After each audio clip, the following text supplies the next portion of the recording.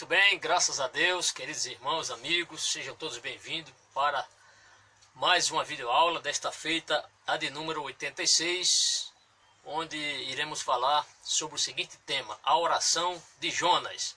Vamos fazer aqui, neste instante, uma rápida recapitulação acerca do assunto que nós ministramos, que foi a videoaula número 85, e naquela ocasião nós falamos sobre Jonas, a fuga de Jonas, e o tema foi Jonas foge do Senhor. Nós vimos que Jonas recebeu aquela incumbência do Senhor, ele deveria ir pregar a palavra de Deus aos ninivitas, ele toma outra atitude, ele vai para outra cidade, ali ele desce a Jope, pega o navio, embarca nesse navio ali com destino à cidade de Tarsis, tinha que navegar pelo mar Mediterrâneo, e naquela travessia o que acontece? Acontece que o Senhor tumultua aquelas águas, manda ali um forte vendaval, o navio estava a ponto de se quebrar e por mais que a tripulação resolvesse ou procurasse contornar aquela situação, sair daquela forte tempestade, todos os esforços da tripulação foram em vão, até que alguém desceu até o porão e ali o capitão do navio encontrou Jonas, ele repreende Jonas ali. Jonas, resumindo aqui aquela situação, mostrou que ele era a causa e aquela tripulação perguntou a origem de Jonas, de que povo ele pertencia, o que ele fazia, até que ele revela que ele estava fugindo da presença do Senhor. Naquela ocasião, ele era o centro das atenções ali. Todos os marinheiros, por mais eles procuraram, inclusive, nós destacamos que aqueles marinheiros não eram homens maus, porque se assim fosse teriam ali matado Jonas. E eles resolvem ali, mesmo com Jonas confessando o seu pecado, a sua fuga, eles procuram contornar aquela situação de forma a que Jonas não fosse morto naquela ocasião. O fato é que não houve escapatória, Jonas estava fugindo do Senhor e o próprio Jonas ele pede para ser atirado ao mar. E naquela ocasião o Senhor vai enviar um grande peixe e Jonas vai ser tragado. E é sobre isso que nós iremos falar na videoaula de hoje, tá certo? A nossa videoaula de hoje, nós vamos falar baseados aqui no capítulo número 2, que antes de nós entrarmos já no estudo, precisamos aqui já trazer alguns pontos que eu acho de extrema relevância. Por quê? Porque o capítulo 2 é o capítulo de Jonas, o capítulo 2 é o capítulo da segunda chance. Deus vai dar uma nova chance a Jonas, ou também pode ser conhecido como o capítulo da reconciliação de Jonas com Deus. Por quê? Porque ele estava, a determinação de Jonas, o intuito dele, ele procurou sair do plano de Deus, ele procurou contra Azimuth, estão lembrados? A direção contrária, o Senhor mandou ele para Nínive, ele foi para outra direção, isto é, estava em desobediência. Então, aquele peso morto do navio, aquela carga que deveria ser atirada, não eram as mercadorias, as fazendas daquele navio mercantil, né? Aquele navio que estava ali transportando muitas cargas, mas era Jonas. E a partir da hora em que Jonas foi atirado ao mar, aquele mar tornou-se novamente calmo. Houve uma calmaria ali grande, né? E Jonas, por quê? Porque Jonas era o causador daquela tempestade. É claro que Deus enviou o vento, por quê? Porque Jonas deveria ter uma grande lição, e hoje você verá a oração de Jonas, o seu arrependimento, né? Isto é, por isso que a maioria dos comentaristas, dos estudiosos concordam, claro, você também pode concordar, basta ler a palavra do Senhor, e há de convir comigo que realmente o capítulo 2 foi o capítulo da reconciliação de Jonas. Você verá que Deus resgatará o seu profeta da morte certa. Por quê? Porque certamente Jonas iria morrer afogado, as águas estavam ali muito fortes, as tempestades, as ondas altíssimas em alto mar, Jonas fatalmente iria morrer. Agora, a misericórdia de Deus foi tão grande que vai enviar ali vai resgatar Jonas de uma forma inusitada, sui generis, porque nenhuma pessoa jamais entrou no ventre de um peixe, foi engolido por um peixe e escapou com vida. Mas isso vai acontecer, porque foi providência de Deus. Mesmo que Jonas achasse que iria morrer, você verá que Deus vai trabalhar com ele, ele vai aprender ali, não é? A duras penas, que não vale a pena alguém fugir de Deus, não vale a pena. Nós veremos também que você pode consultar no Salmo 66, versículo 12, que Deus é aquele Deus que faz o seu povo passar tanto pelo fogo como pela água. Muitas vezes Deus permite que nós passemos por tribulações, por dificuldades na vida, mas isso faz parte do viver cristão, da nossa vida de piedade. Mas vale a pena nós passarmos lutas, mas com Jesus no nosso barco. Não queira enfrentar uma luta sem Jesus estar no seu barco, mas com Jesus no seu barco, há uma garantia certa de que você não irá sucumbir. Jesus estará ao seu lado. Bem, há uma grande notícia no capítulo 2 de Jonas, é que Jonas sobreviveu. Que bênção, né? Deus sempre é aquele Deus reconciliador. Deus é o Deus de misericórdia. Sempre Deus atende a oração do aflito, mesmo que este esteja fugindo dele, mesmo que esta pessoa esteja se distanciando de Deus. Se essa pessoa se arrepender, que é o caso de Jonas, Deus com certeza abre os braços para ajudar a qualquer pessoa. Então a grande notícia do capítulo 2 é que Jonas sobreviveu. Que maravilha, que bem. E a grande ênfase neste texto que nós iremos ler aqui para os irmãos é a oração de Jonas, a eficácia da sua oração. E olha que Jonas foi a única pessoa que orou de um lugar que ninguém jamais orou. Ele orou dentro de um ventre de um peixe, ou dentro do estômago de um peixe, certo? Bem, alguns concordam, alguns comentaristas, que a sua oração nasceu da aflição e não da afeição, né? Infelizmente, ele poderia ter orado a Deus na sua afeição, ter ido para Nínive, ter pedido a Deus misericórdia: Senhor, me protege das garras aqui do inimigo, né? Ainda que eu ande pelo vale da sombra da morte, tu estás comigo. Isto é, ele poderia ter feito aquela oração do Salmo 23, mas ele preferiu fugir do Senhor. Então esta oração de Jonas será uma oração, ele fez uma oração mais por causa da sua tribulação, da sua aflição, do que pela sua afeição pelo Senhor. Muito bem. Você verá também que é uma oração de graças, uma oração de agradecimento, e ele não pediu aqui por salvação, apesar de alguns momentos nós entendemos que realmente ele estava em grave situação espiritual. Mas Deus é misericordioso, ele orou e o Senhor teve misericórdia dele, quase que eu não dizia aqui. Bem, se no capítulo anterior, no capítulo 1, Jonas não orou em nenhum momento, e sim os marinheiros, que entendendo que o verdadeiro Deus de Jonas, que era o Deus criador dos céus, da terra e dos mares e de todas as coisas, Jonas não orou em nenhum momento. Pode ler todo o capítulo 1 de Jonas, você não verá Jonas orando, mas você verá os marinheiros, já convertidos, nós falamos naquela ocasião, pela oração ou pela fuga de Jonas, né? Por esse testemunho de Jonas, apesar de ser o testemunho de uma pessoa que estava em fuga, fugindo até de um fujão, aqueles marinheiros creram no Deus de Jonas, e consequentemente, com certeza, depois que Jonas foi atirado ao mar, quando as almas se acalmaram, aí foi que o coração deles realmente viu, que a mente e o entendimento deles viu, cada um deles, né, percebeu que verdadeiramente o Deus de Jonas era o Deus criador dos céus e da terra. Muito bem. Bem, se no capítulo anterior ele não orou, e sim os gentios, neste capítulo agora ele vai orar, né? Ou ora ou morre. Esta é a grande finalidade, né? Esta é a grande revelação. Ou Jonas ora, ou Jonas morre, mas ele preferiu orar e o Senhor atendeu. Então este capítulo mostrará também o poder de Deus sobre as suas criaturas. Você verá que Deus, além de mostrar que é o Deus que ouve a oração do pecador, é um Deus que providencia algo para fazer com que essa pessoa escape. Tá bem? Agora, o mais fundamental aqui nesse texto é que a oração é imprescindível. Se ao término desse estudo, queridos amigos que estão nos ouvindo, nos assistindo, se vocês se voltarem mais para Deus, crerem mais em Deus, pare de fugir, não fuja do plano de Deus na sua vida, tá bem? Procure seu pastor, faça algo para Deus e certamente Deus fará muitas coisas por você. Vamos então ao nosso capítulo 2. Muito bem, no final vamos trazer aqui o lado prático de tudo que nós falamos aqui, ou quase tudo, claro, não diremos tudo. Mas pelo menos vamos fazer aqui vamos tentar contextualizar este capítulo 2 com a nossa vida cotidiana como crentes em Cristo. Vamos ao capítulo 2? Muito bem, vamos ao nosso estudo de hoje, que está uma bênção, está uma maravilha, tá bom? A oração de Jonas é o tema da nossa videoaula de hoje, a número 2.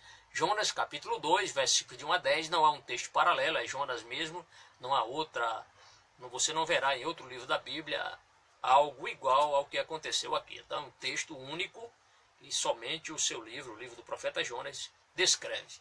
Bom, você verá que esse texto vai demonstrar que ninguém poderá fugir de Deus. Ninguém pode fugir de Deus. Veja que Jonas ousou fugir da presença de Deus e foi realmente, a intenção dele era fugir.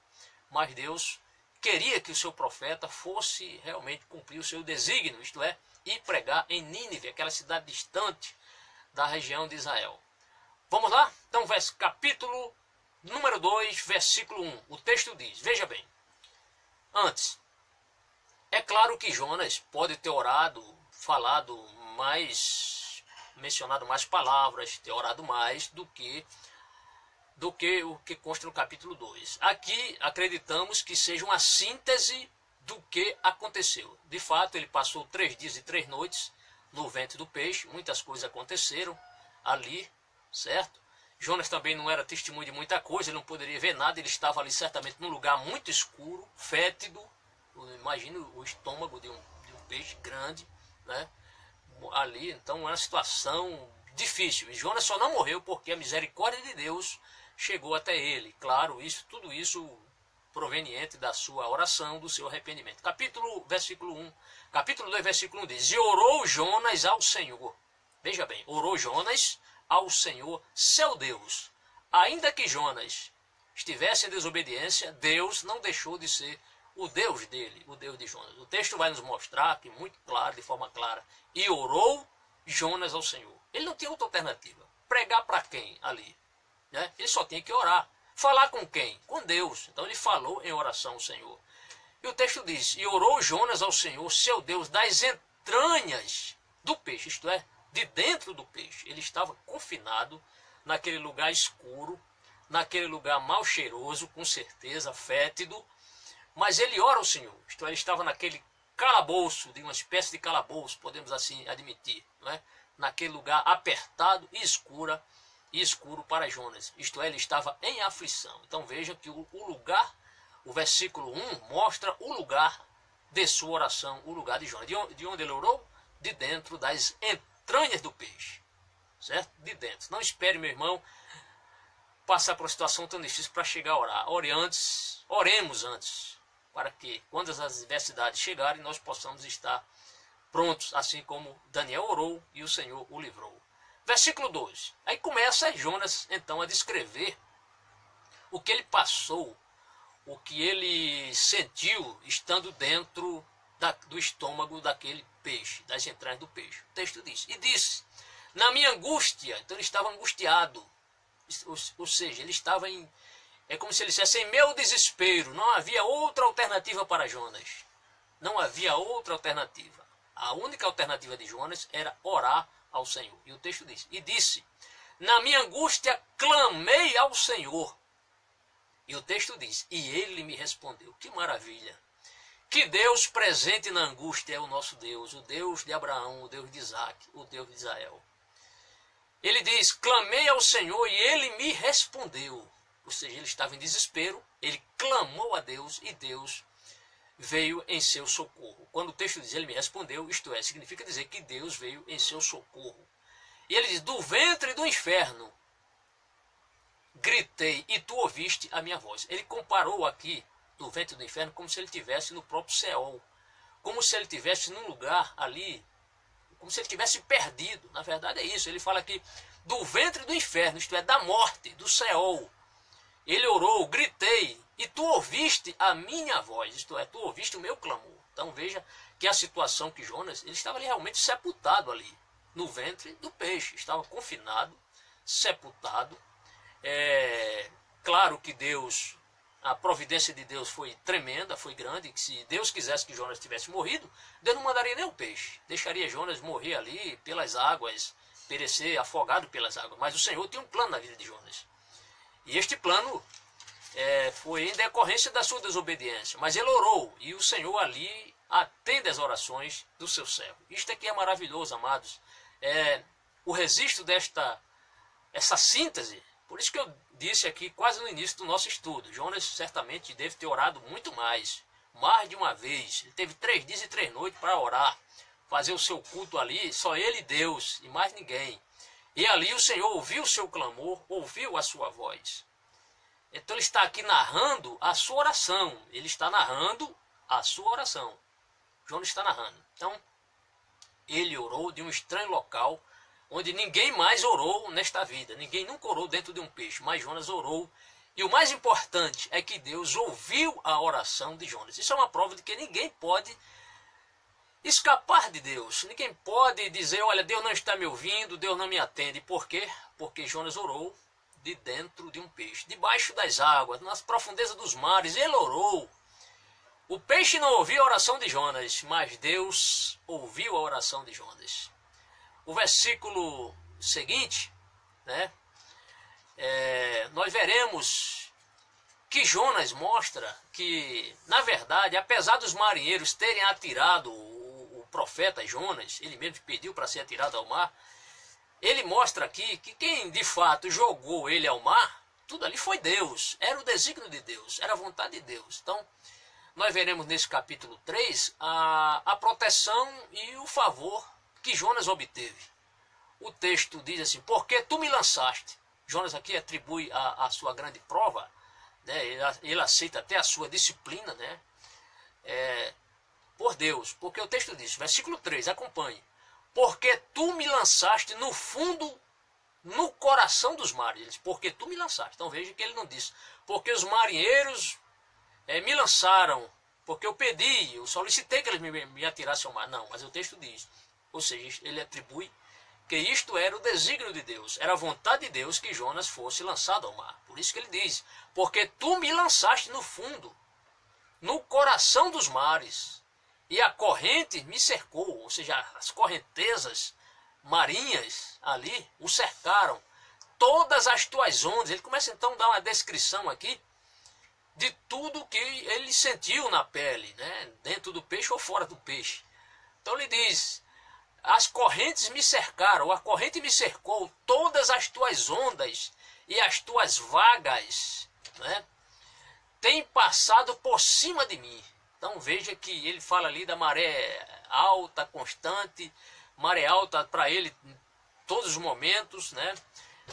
Por todos os lados, ele sendo ali levado dentro, conduzido dentro do ventre daquele peixe. Imagine a que situação, né? O peixe muitas vezes ele mergulha fundo, depois sobe mais. Imagine ali ele naquela situação difícil, naquela montanha-russa, podemos assim pensar. Se você já andou de montanha-russa, sabe como seu estômago fica nessa situação, né? O medo, o pavor, que quem já desceu de montanha-russa, quem já andou em montanha-russa sabe dessa situação. Imagina agora Jonas dentro de um peixe, o peixe mergulhando, subindo, mergulhando outras vezes, e Jonas orando. Imagine que aflição Jonas sentiu. A gente tem que entender a situação de Jonas. Por mais que nós possamos aqui expressar com palavras, nós jamais iremos descrever toda a angústia, todo o pavor, todo o medo que Jonas sentiu dentro daquele grande peixe, né? Infelizmente ninguém, a não ser Jonas, sobreviveu para contar essa história. Só Jonas passou por essa situação. Então ele mostra que Deus, ele atribui a Deus o desígnio de Deus em ter colocado ele naquele mar, ter atirado ele naquele mar. E ele diz, no profundo coração dos mares, e a corrente me cercou, todas as tuas ondas, e as tuas vagas têm passado por cima de mim. Ou seja, maré alta constante na vida do profeta Jonas. O mais importante aqui é que ele sentiu, ele viu que foi Deus que estava o conduzindo para essa situação. E logicamente, ele sabendo que Deus o estava acompanhando, certamente por sua fé, veremos isso. Ele sabia que Deus o estava lhe acompanhando e ele ora ao Senhor, porque sabia ele que se orasse realmente, Deus é o Deus de misericórdia e prontamente iria atendê-lo. No versículo 4, nós veremos Jonas aqui em desespero, né? Ele em desespero. O texto diz, versículo 4, e eu disse, Jonas ainda, ele descrevendo a sua angústia, o que ele estava passando dentro do peixe. Ele diz assim, e eu disse, lançado estou de diante dos teus olhos. Ele estava pensando, pronto, é o meu fim, estou lançado diante dos teus olhos. Realmente ele admite a sua culpa, ele sabia que ele era um fujão, estava fugindo do plano de Deus. E ele disse, estou lançado estou de diante dos teus olhos. Aí ele diz assim, todavia, aí começa a apelar pela fé. Nós veremos aqui a razão e a fé, né? Jonas usando a razão e a fé de Jonas sairá vitoriosa. Ele diz, e eu disse, lançado estou de diante dos teus olhos. Né? Ou seja, parecia algo irremediável a situação de Jonas. Todavia tornarei a ver o templo da tua santidade. Olha aqui a fé operando. Todavia tornarei a ver o templo da tua santidade. Então, parecia algo irremediável, porém Jonas pensou que Deus, mesmo Jonas pensando que Deus o havia abandonado, a sua fé no Senhor, e claro, ele orou para isso, Deus veio em seu socorro. Alguma dificuldade, alguns comentaristas, alguns estudiosos, quando comentam esse texto, quando chega esse texto aqui, vê o templo da tua santidade, alguns chegam a dizer que era o próprio céu, ver o próprio céu. Jonas estava ali impossibilitado de ver o céu. Por quê? Porque ele estava no interior de um peixe.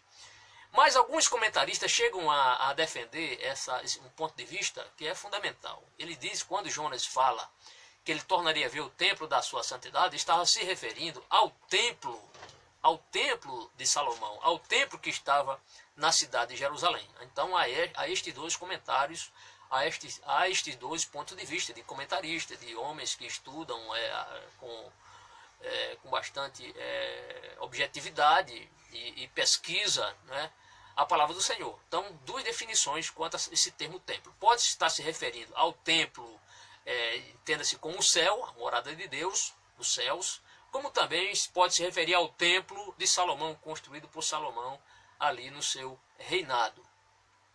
Bem, então, se havia algo irremediável aqui para a situação de Jonas, nós veremos que a sua oração será eficaz e Deus irá agir em seu favor. Bem, no versículo 5, aí Jonas ainda continua a descrever toda a sua angústia que ele estava passando dentro do peixe. E ele assim descreve. Observe o versículo 5. As águas me cercaram até a alma. Ele diz, as águas me cercaram até a alma. O abismo me rodeou. Isto é, havia tanto água, creio assim, dentro no mar, lógico, né, fora do peixe, como também é possível que houvesse água ali, água dentro do próprio estômago do peixe. E Jonas estava ali, certamente, naquele calabouço, né, pisando ali em algas, pisando, quem sabe, ali em outros peixes que este peixe engoliu. É uma possibilidade, né? Há uma possibilidade disso. Então ele diz, as águas me cercaram, ou seja, água por fora e água por dentro. As águas me cercaram até a alma, isto é, até a sua vida. O abismo me rodeou. O abismo me rodeou. Ele sabia que estava descendo profundamente ali naquelas águas. E as águas me enrolaram. Na outra versão diz as algas marinhas.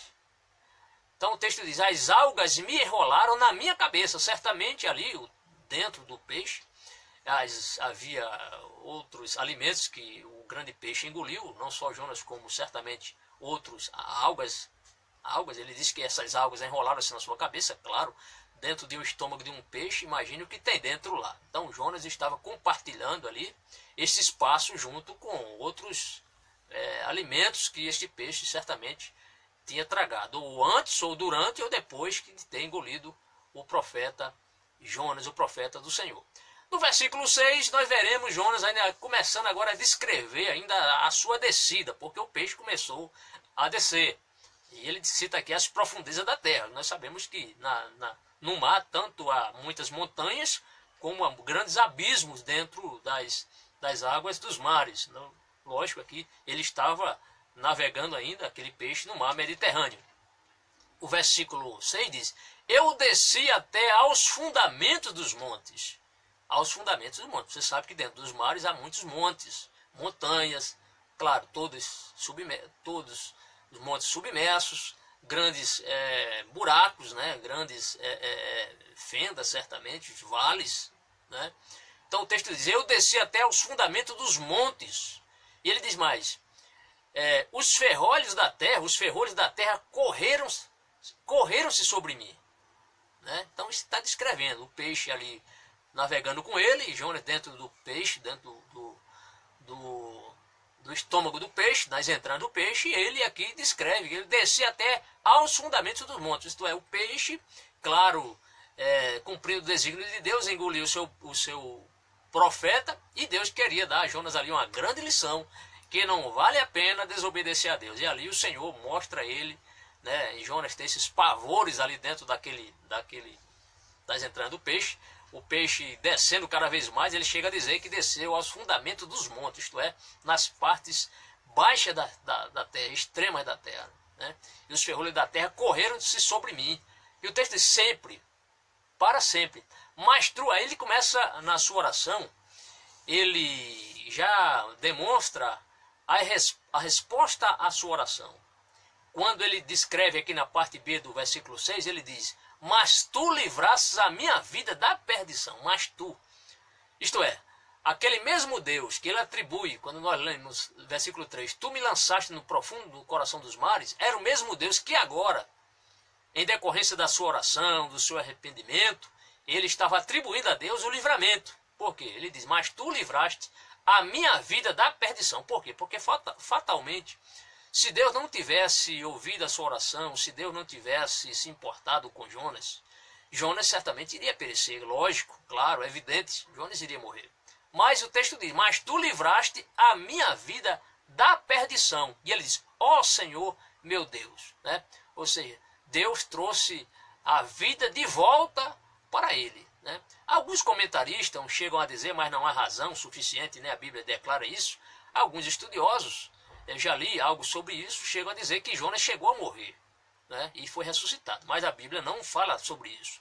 Mas há estudiosos que defendem esse ponto de vista, que Jonas chegou a morrer. Mas como a Bíblia não fala sobre isso aqui, mas fala a questão da sua oração, a questão da resposta de Deus, do favor de Deus, é claro que esse ponto de vista aqui é fundamental, e nós vamos nos basear no que o texto escriturístico diz, e não, podemos dizer, uma teoria que alguém imagina que Jonas chegou a morrer. Não podemos dizer isso. Essas pessoas que chegam a dizer isso, é naquele texto quando Jesus disse: assim como Jonas passou 3 dias e 3 noites no vento da terra, assim possa também acontecer com o Filho do Homem, que ficará 3 dias e 3 noites no seio da terra. Só que Jesus de fato morreu. Jesus realmente ele morreu. Literalmente Jesus morreu. Claro que ele ressuscitou, certo? Então Jesus não estava de forma alguma dizendo que Jonas tinha morrido. Ao contrário, a Bíblia não mostra isso. Vamos ao nosso texto, versículo 7. Acompanhemos agora o versículo 7. Então Jonas atribui no versículo 6 que Deus o livrou da morte certa. Ele diz aqui da perdição. Que perdição? A perdição é morte. Que ele iria morrer. Não que Jonas fosse uma pessoa perdida. Olha, Deus me livrou da perdição porque estou fazendo coisas que desagradam a Deus. De forma nenhuma. Essa perdição era a sua morte, entenda como uma morte certa dentro do ventre do peixe. No versículo 7, nós veremos a chegada da oração de Jonas a Deus. O versículo 7 diz: quando desfalecia em mim a minha alma, ou seja, Jonas quase já, podemos dizer, pronto, já sem forças, Jonas já sem ânimo, já desanimado, certamente, quem sabe isso aqui foi no último dia ou nas últimas horas dentro do peixe. Aí o texto diz: quando desfalecia em mim a minha alma, eu me lembrei do Senhor, isto é, eu me lembrei, eu entendi a misericórdia de Deus, eu senti, eu vi a misericórdia de Deus. Então está dizendo: quando desfalecia em mim a minha alma, eu me lembrei do Senhor, isto é, a misericórdia do Senhor.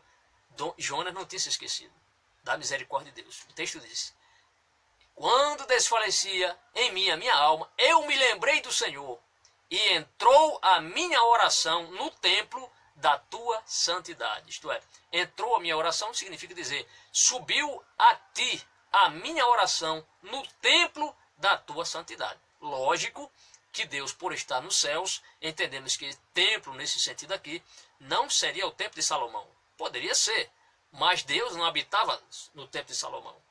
Deus, ele está nos céus, apesar de, em alguns momentos, ele se fez presente ali no templo, por ocasião da inauguração do templo, naquela nuvem, o Senhor, a nuvem de glória, o Senhor esteve ali presente, marcando presença. Porém, podemos assim entender que, no momento em que ele creu que a misericórdia de Deus estava ali agindo em seu favor, e que a sua oração subiu ao templo, está se referindo, claro, ao local onde está o Senhor, no seu santo templo, na sua morada celestial. Então ele diz isso.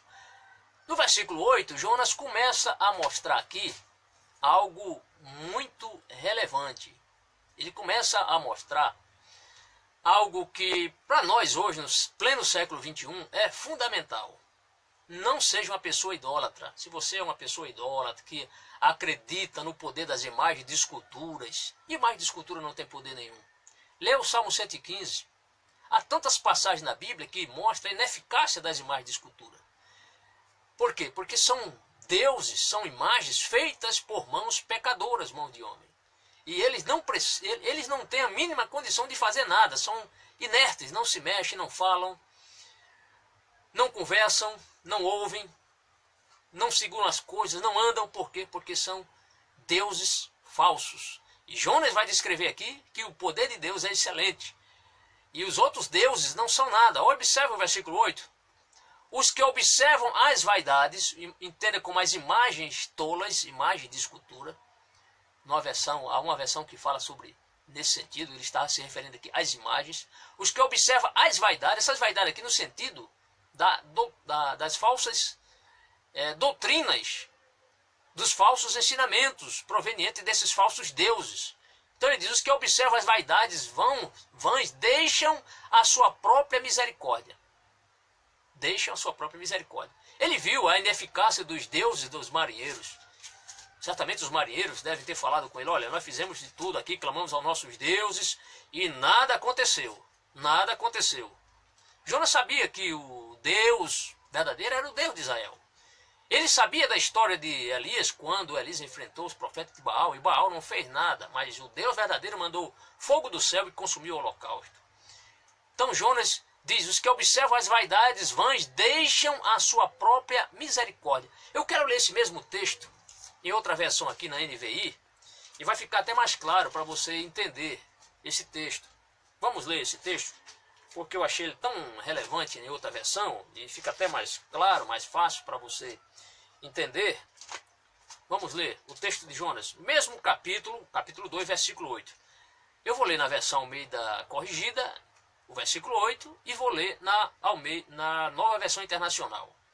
Na Almeida Revista Corrigida, esse versículo 8 diz, os que observam as vaidades vãs deixam a sua própria misericórdia. Misericórdia de quem? De Deus. Abandona a misericórdia de Deus. O texto diz, agora na NVI, aqueles que acreditam em ídolos inúteis desprezam a misericórdia de Deus. E Jonas certamente foi testemunha quando os marinheiros, apesar de Jonas estar no porão dormindo, e quando os marinheiros estavam tentando agradar os deuses deles, né, pelo menos para resolver aquela situação, nada dos deuses responderem, Jonas então diz, aqueles que acreditam em ídolos inúteis desprezam a misericórdia.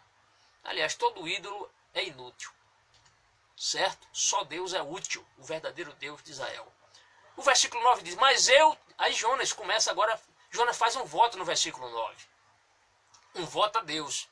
Mas eu te oferecerei sacrifício com voz de agradecimento. Com voz de agradecimento, isto é, sacrifício de louvor. Jonas então promete oferecer um sacrifício a Deus com voz de louvor, com voz de agradecimento.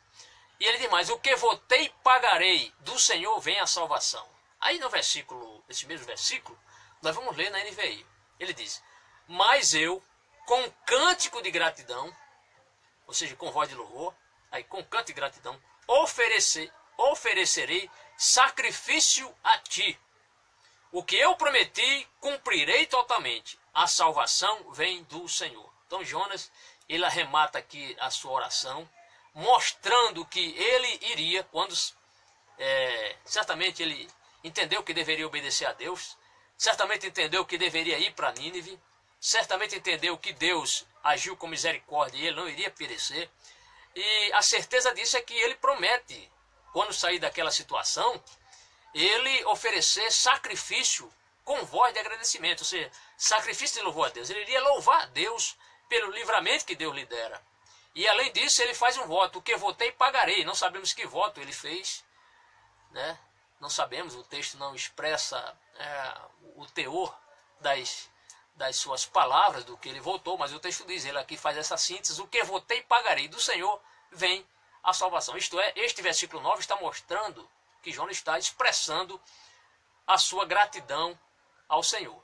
Já no versículo 10, que é o último do nosso texto, o versículo 10, o último versículo do nosso estudo de hoje, nós veremos que o Senhor, ele vai mandar, digamos assim, determinar, dar ordem ao animal, ao peixe, né, para que o peixe vomite Jonas onde o Senhor queria que ele fosse colocado. O texto diz: falou, pois, o Senhor ao peixe, e ele vomitou a Jonas na terra. Isto é, o livramento veio. Então perceba que Jonas passou por grandes aflições dentro desse peixe, orou ao Senhor, ele creu que iria ainda adorar o Senhor no seu santo templo, ele creu que iria oferecer sacrifícios ao Senhor. O texto mostra isso.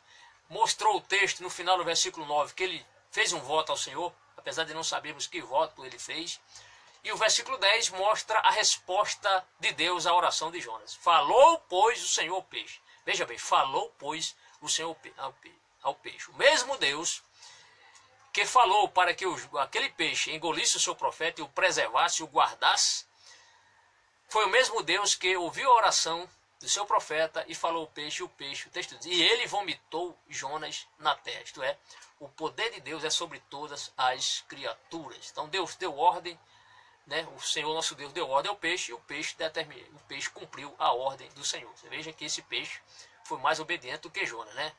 Ele engoliu Jonas, vomite Jonas, o peixe vomitou Jonas. Mas Jonas precisou passar por essa experiência. Queridos, nós queremos nesse momento agora, já que nós ministramos no capítulo 2, nós vamos trazer aqui outras informações de extrema relevância para a nossa vida. Isso é para mim, é para você e para todos que irão assistir a estas preciosas videoaulas que estamos aqui, pela misericórdia de Deus, transmitindo aos nossos irmãos. Vamos contextualizar um pouco, vamos trazer todo esse estudo no capítulo 2 para a nossa vida cotidiana. Se você nos acompanhar, sei que estamos no horário do almoço, esse horário é um horário não muito adequado para esta videoaula, mas é o tempo que eu tenho neste dia para comentar esse assunto. Então, o primeiro ponto que eu gostaria de falar com os irmãos aqui é que Jonas, no texto, ele diz que clamou do inferno, ou seja, clamou ali do Seol, né? Ele entendeu o inferno porque ele estava descendo ali as partes inferiores da terra. Então isso, é claro, foi uma linguagem figurada, mas o texto nos mostrou que ele foi salvo. Então vale a pena nós clamarmos a Deus, orarmos ao Senhor, porque certamente ele vai agir em nosso socorro. Outro ponto importante é que existe um inferno onde jamais uma pessoa pode sair de lá. Jonas entendeu, claro, foi uma metáfora, quase que não dizia aqui a palavra. Ele expressa essa sua situação dificultosa quando ele diz que desceu as partes do inferno, mas entenda como as partes baixas da terra, ele estava debaixo das águas, dentro do peixe, e ele compara aquela sua situação como se ele estivesse no próprio inferno, quando ele diz assim, e ele me respondeu do ventre do inferno gritei, porque ele estava nas partes baixas da terra, claro, ali submerso pelas águas. Mas há um inferno literal, e o inferno é uma realidade, existe. Jesus, em várias ocasiões, citou esse termo inferno, e do qual, quando a pessoa for colocada lá, não existe mais escapatória. Então, quem clamar, almas certamente estão clamando, ou irão clamar no inferno, porque o inferno ainda está despovoado, mas um dia será repovoado, infelizmente, por aqueles que não abriram seus corações para o Senhor Jesus Cristo. Essas almas irão perecer no inferno, irão clamar por Deus, mas será tarde demais. Então, esta oração de Jonas é um alerta para nós. Vale a pena, amigo, você que está distante do Senhor, você clamar ao Senhor para o Senhor te tirar desse inferno. Pode ser as drogas, os vícios, a prostituição. Que espécie de inferno você está vivendo agora? Então, enquanto você tem vida, há tempo para você se arrepender. Faça como Jonas, clame ao Senhor, e certamente o Senhor nosso Deus vai agir em seu socorro, vai lhe livrar, e você não vai perecer. Outro ponto importante é que Jonas entendeu que foi Deus quem o lançou nos mares. Claro, muitas vezes você está passando por uma situação, por uma tribulação, por uma situação difícil na sua família, mas a maioria das vezes a culpa é sua mesma. Mas em muitas ocasiões Deus permite que passemos por lutas, por tribulações. Mas o mais importante é você não murmurar. Não vemos aqui Jonas amaldiçoando a Deus, mas ele entende que foi o próprio Deus que permitiu que ele passasse por toda aquela situação. Se lançado ao mar, está dentro do ventre do peixe. Ele sabia, mas graças a Deus que Deus agiu em seu favor. Ele chega a descrever: as correntes das águas passaram sobre mim, sobre ele. Né? Então, aí eu pergunto, as correntes das aflições têm passado sobre você? Você tem sentido que está passando por muitas lutas, dificuldades financeiras, econômicas, social, enfermidades? São as aflições, são as correntes que muitas vezes tentam nos derrubar. Você está passando por isso? Se estiver, faça como Jonas. Confie no Senhor, clame a Deus e certamente, na sua misericórdia, Ele pode agir em seu favor. Jonas clamou a Deus quando estava em perigo. A quem você tem clamado quando você está em perigo, enfrentando perigo? Tem clamado a Deus ou tem apelado aos deuses deste mundo? Tem apelado às imagens de esculturas que nada podem fazer? Será que você tem proclamado ou tem orado ao seu padroeiro ou padroeira que não escutam nada, não fazem nada? Clame a Deus. Ele disse aqui, Jonas exclamou, ele mostrou que os que observam as vaidades, isto é, que os que observam os ídolos, estão perdendo a misericórdia de Deus. Então para o conselho que eu lhe dou, pare de crer nessas imagens feitas pelos homens, mas creia no verdadeiro Deus de Israel, creia no poder do Senhor Jesus Cristo. Abandone essas práticas que não lhe levarão a nada, só vão lhe decepcionar. Outro ponto importante é que, ao lançar Jonas nas profundezas do mar, Deus estava lembrando da situação do povo, certamente de Nínive, em seu estado pecaminoso. Encontravam-se desamparados e desesperados. Certamente não vemos Jonas aqui em nenhum momento mencionar Nínive na sua oração.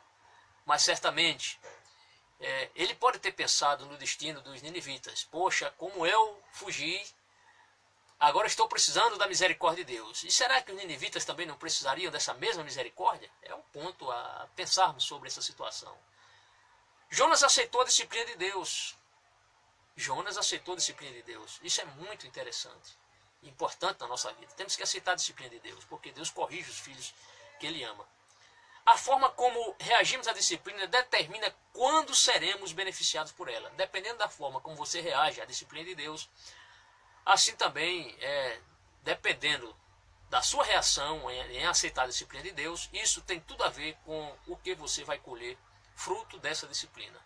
Se você se submeter ao regime de Deus, à disciplina de Deus, certamente isso vai determinar como você será beneficiado ou não por esta misericórdia de Deus. De acordo com Hebreus capítulo 12, versículos 5 a 11, há várias opções quando se trata no sentido sobre o quesito disciplina. Há várias opções. E aqui eu quero pelo menos trazer 5 opções, para pelo menos umas 4 aqui. Se você ler Hebreus capítulo 12, versículos de 5 a 11, você verá que há várias opções sobre como eu devo aceitar ou não a disciplina. Então a palavra de Deus ela é riquíssima e mostra lá. Cabe a você escolher se você vai se submeter à disciplina de Deus ou não. Por exemplo, podemos desprezar a disciplina de Deus e lutar contra ela, mas vale a pena? Hebreus capítulo 12, versículo 5, a parte A, depois você dê uma lida. Mas também podemos desanimar e desfalecer quando passamos pela disciplina do Senhor. Se você ler o versículo 5, a parte B, você verá. Né? Outro ponto, podemos resistir à disciplina e tornar necessária uma correção ainda maior, até mesmo a morte. Não quero isso para ninguém, não desejo isso para ninguém. Não resista. Mas faça assim, podemos nos submeter ao Pai e amadurecer na fé e no amor. Então, dessas 4 alternativas, sugiro que você fique com a última.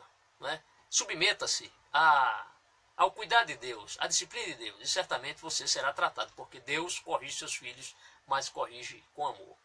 Outro ponto importante é que a disciplina é para o cristão aquilo que o exercício e o treinamento são para o atleta. A disciplina é para o cristão aquilo que a atividade física é para o atleta. Então a gente não pode, de forma alguma, nos descurarmos disso. Temos que nos passar pela disciplina do Senhor. Quando Deus nos disciplina é muito melhor. Né? Davi preferia cair na mão de Deus, onde há misericórdia, do que cair nas mãos dos homens, onde não havia misericórdia nenhuma. Então submeta-se a Deus, e Deus certamente vai te ajudar.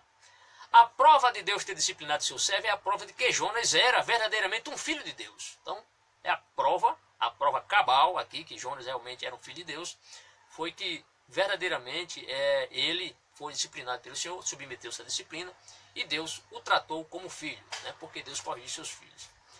Bem, até agora nós vimos nesse estudo, no capítulo 1 e capítulo 12, 4 descidas de Jonas. Nós vimos que Jonas desceu a Jope, ele pegou aquele navio, ele desceu ao porão quando chegou ao navio, ele desceu ao ventre do peixe, e ele desceu aos fundamentos dos montes. Mas falta ele descer agora para Nínive, mas esse assunto vai ficar para a outra lição. Por enquanto, vamos ainda continuar aqui a falar sobre pontos relevantes. Quando se dá as costas para Deus, veja bem, quando alguém dá as costas para Deus, a única direção a seguir é para baixo. Veja que Jonas deu as costas para Deus, Deus enviou ele para Nínive, ele foi para outro lugar. Será que você está dando as costas para Deus?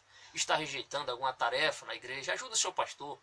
Pastor, se voluntarie, pastor, eu gostaria de trabalhar no departamento de evangelismo, eu gostaria de trabalhar no departamento de novos convertidos, eu gostaria de trabalhar no departamento, digamos assim, do DEPIN, departamento infantil, e tantos departamentos. Há tantos trabalhos. O Senhor disse que a seara é extensa, mas são poucos os obreiros. Então ajude o seu pastor, procure o seu pastor, submeta-se a Deus. Não dê as costas para alguma atribuição que alguém quer lhe dar na casa do Senhor. Aceite de bom grado. Não dê as costas para Deus, porque quando alguém dá as costas para Deus, olha, eu nunca vi um crente desprezar a obra de Deus e ter sucesso na vida. Sucesso entre aspas, né? Ou seja, ser espiritualmente abençoado. Não dê as costas para Deus. Você viu que Jonas deu as costas para o Senhor. Mas graças a Deus que Jonas era crente, orou ao Senhor e o Senhor agiu em seu favor. O que salvou Jonas? A sua fé na promessa de Deus. A sua fé em voltar ao templo, em contemplar o templo do Senhor. Que promessa? Qual foi a promessa? A promessa de que fala de olhar para o santo templo, conforme eu já disse aqui em Jonas, capítulo 2, versículo 4 e versículo 7. Quando Salomão, observe que isso aqui é muito relevante, quando Salomão consagrou o templo em Jerusalém, pediu a Deus por seu favor especial. Isso é muito relevante, por quê? Eu vou ler aqui esse texto, porque Jonas, ele desejava muito ver o templo do Senhor novamente. Ele queria ver, ele queria contemplar o templo. Certamente, defende aqui o ponto de vista, como a maioria dos estudiosos defende o ponto de vista que ele queria ver realmente o templo do Senhor, o templo de Salomão. E Salomão, no ato inaugural do templo, ele fez a Deus uma oração. E nesta oração, que está aqui no capítulo 8, eu quero ler apenas o versículo 38 ao 40, na sua oração, vamos ler a partir do versículo 37, diz assim: quando houver fome ou praga no país, ferrugem, mofo, gafanhotos, peregrinos e gafanhotos devastadores, ou quando os inimigos sitiarem suas cidades, quando em meio a qualquer praga ou epidemia, aí versículo 8, uma oração ou súplica por misericórdia for feita por um israelita, veja bem, Jonas entendia esse texto aqui, ele sabia que esse texto, claro, o texto de Salomão foi escrito muitos séculos antes do profeta Jonas, e Salomão, no ato inaugural do templo, naquela sua oração de dedicação, ele ora ao Senhor pedindo que se um dia algum israelita orasse a Deus, veja só, uma oração ou súplica por misericórdia, for feita por um israelita ou por todo Israel, teu povo, cada um sentindo as suas próprias aflições e dores, que era o caso de Jonas, estendendo as mãos na direção deste templo, ouve dos céus o lugar da tua habitação, perdoa e age, trata cada um de acordo com o que merece, visto que conheces o seu coração. Sim, só tu conheces o coração do homem. Assim, eles te temerão durante todo o tempo em que viverem na terra que deste aos nossos antepassados. Então Jonas, ele sabia dessa oração, ele sabia que esta oração, se ele orou, e claro, ele orou dentro do peixe, ele sabia que esta oração chegaria até o trono de Deus Pai.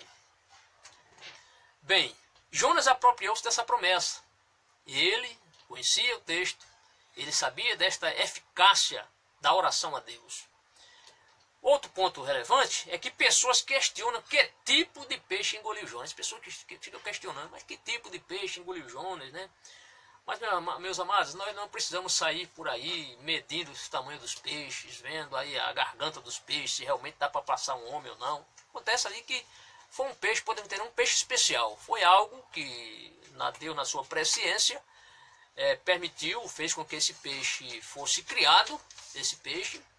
E eu creio, como alguns estudiosos chegam a defender, exclusivamente com esse objetivo, engolir o profeta do Senhor. Você pode dizer que é um exagero, mas o texto mostra que Deus foi um peixe que engoliu Jonas e esse peixe foi enviado pelo Senhor. Então o peixe foi um peixe preparado por Deus. Você lê Jonas capítulo 1, versículo 17, vamos ler? O texto diz, vamos voltar aqui. Deparou, pois, o Senhor um grande peixe, isto é, enviou o Senhor um grande peixe para que tragasse a Jonas. Certo? Bem, Jesus não questionou a historicidade desse texto de Jonas. Jesus não questionou a historicidade desse milagre. Então, por que nós devemos fazer? Porque fica questionando as pessoas. Não, será que um peixe realmente engole um homem? Meus amados, devemos crer no poder de Deus. Este peixe engoliu Jonas. Certo?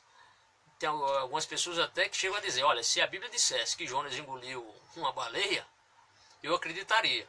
Quanto mais um peixe engoliu Jonas. Certo? E o grande milagre é que ele engoliu, mas Jonas não morreu no ventre do peixe. Por quê? Porque a mão de Deus agiu em socorro, a sua misericórdia agiu em favor do seu profeta. Jonas estava livre para obedecer ao Senhor e para levar a mensagem de Deus a Nínive. Apesar do que ele tinha passado, ele agora estava preparado para enfrentar aquela grande cidade. Por quê? Porque Deus o livrou da morte certa. Bem, você que é crente e que está passando por uma prova, conforme nós já falamos aqui, meus amados, o grande segredo é continuar confiando no Senhor, na sua misericórdia, na sua providência, porque Deus, se você crer, se você orar, crendo nas promessas do Senhor, certamente Deus vai agir em seu favor. Agora, é preciso ser dito o seguinte, que nem sempre haverá um peixe ou algo para você se refugiar e esconder-se. É muito melhor esconder-se debaixo da mão do Criador, se bem que ninguém se esconda debaixo da mão do Senhor, mas ficar debaixo das suas asas. A Bíblia diz, debaixo das tuas asas estarás seguro. É muito melhor procurar refúgio ou abrigo em Deus do que procurar ir um lugar para fugir, para escapar, porque não vale a pena. Tá certo? Que Deus lhe abençoe.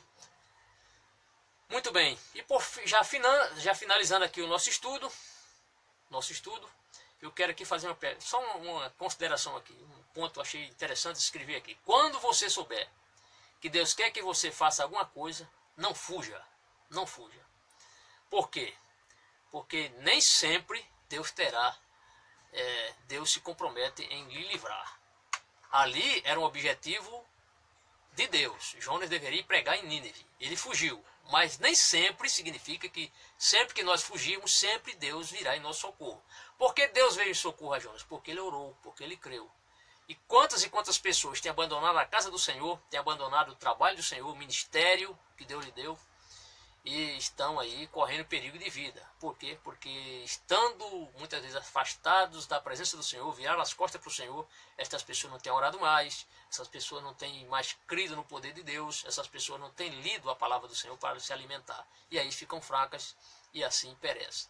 Mas que bom que você está nos ouvindo, nos assistindo, e apesar de tudo, apesar de estar passando por lutas e dificuldades, o nosso Deus é um Deus presente, próximo aos seus filhos, às suas criaturas, ao que Ele criou. Porque nosso Deus é um Deus imanente, Ele está presente, próximo às suas criaturas. Que Deus lhe abençoe.